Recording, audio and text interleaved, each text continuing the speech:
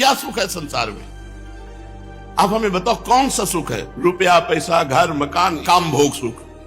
पूरे दिमागों को तौल के देखो, और काम भोग का सुख है कहां? मलमूत्र के द्वारों में। वो द्वार कैसे? जिनको छू लेने के बाद कई बार रज लगाकर हाथ धोकर तब पवित्र माना जाता है। बुद्धि भ्रष्ट है। तो चलो जब तक रही तब तक रही, अब जब परमार्थ में आ गए तब तो सिंहवत रहो, उठो। भगवान ने यदि हमें भजन का अवसर दिया तो इससे बड़ी और कोई कृपा नहीं है भगवान के पास।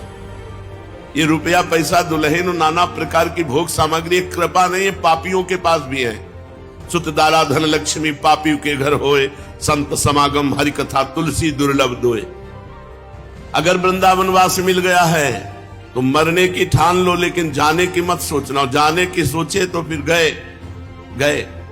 बहुत हृदय जलता है कि यार इतना बढ़िया जीव को अवसर मिला भगवत प्राप्ति का, ये भगवत प्राप्ति का कोई महत्व ही नहीं समझते।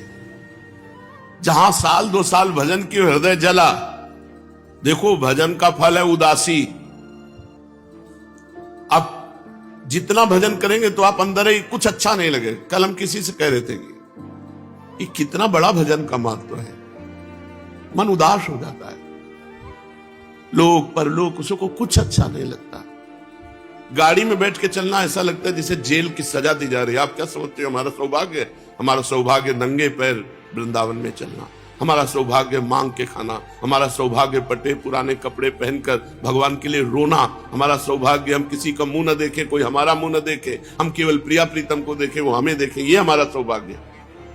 पर अब जोई जोई प्यारो करे सोई मोहि भावे, जैसे प्यारे रखे। जीवन ऐसा नहीं। आज तक स्वप्न में ये कुछ नहीं आया है अभी तक। वही फटे पुराने कपड़े, वही भीख मांग के खाना, वही एकांत में पड़े रहना। स्वप्न आएंगे तो ऐसे ही आएंगे। अभी सूक्ष्म शरीर में इनका प्रवेश नहीं हुआ। ये कोई सौभाग्य है? हम आपसे सच्ची कहते हैं, भगवान से कभी मत मांगना कि यश हो, कभी मत मांगना। यही मांगना कि प्रभु मुझे संसार में कोई जान न पावे, छुप करके आपका भजन करके मर जाऊं, कोई ये भी न जान पावे कि आपका ये भगत था। ऐसी बात मांगना, हम ये अनुभव की बात कहते हैं। कुछ नहीं, सब नौटंकी माया की है।